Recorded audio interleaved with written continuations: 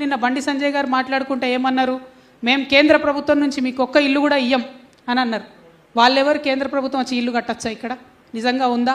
Federal స్పిరిట్లో కేంద్ర ప్రభుత్వానికి ఏం పని ఉంటుంది? రాష్ట్రాలలో కింద స్థాయిలో ఇల్లు కట్టాల్సిన వాళ్ళు, పథకాలు చేయాల్సిన వాళ్ళు రాష్ట్ర ప్రభుత్వాలు ఉంటాయి తప్పితే ఇంకోటి కాదు.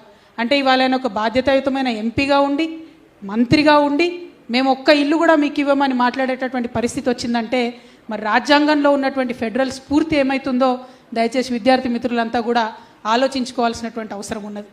అట్లా అనేకమైనటువంటి సందర్భాల్లో మనం చూస్తుంటాం రాజ్యాంగానికి, ఫెడరలిజంకి వ్యతిరేకంగా మాట్లాడుతూ ఉంటాం. వీటిని మనం ఎప్పటికప్పుడు ఖండించాలి, ఎప్పటికప్పుడు అర్థం చేసుకోవాలి. ఎందుకంటే వదిలేసుకుంటూ పోతే అవి పెద్దగా అయిపోతాయి, తర్వాత ఏం చేయలేని పరిస్థితి ఉంటుంది.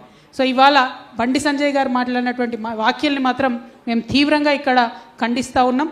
ఇక్కడ రాష్ట్రంలో ఏ ప్రభుత్వం ఉన్నదన్నది, ఏ పార్టీ అధికారంలో ఉన్నదన్నది పక్కన పెడితే కేంద్ర ప్రభుత్వానికి రాష్ట్రాల యొక్క హక్కుల్ని హరించడానికి మాత్రం ఎటువంటి ఆస్కారం లేదు, ఉండకూడదు. అది రాజ్యాంగబద్ధంగా రాష్ట్రాలకే ఉన్న హక్కు అని మరొకసారి ఇక్కడ మేము ప్రకటిస్తూ ఉన్నాం.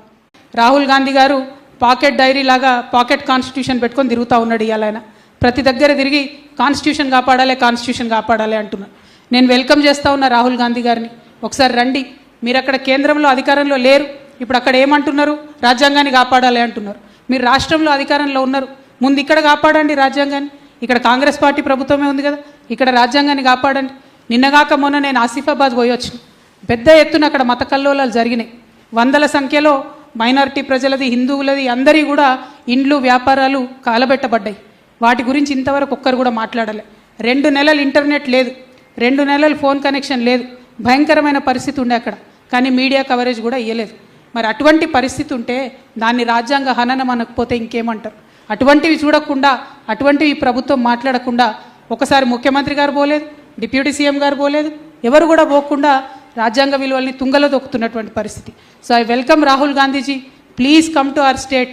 Don't forget to bring your pocket constitution because your chief minister has not visited those houses and businesses which were burnt down.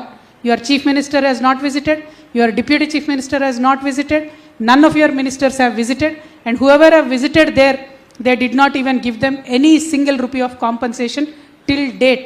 అంటే జీవనోపాధి కోల్పోయి అనేక మంది ప్రజలు బాధపడుతున్నటువంటి సందర్భంలో కూడా మరి పోకపోవడం అన్నది చాలా దారుణం.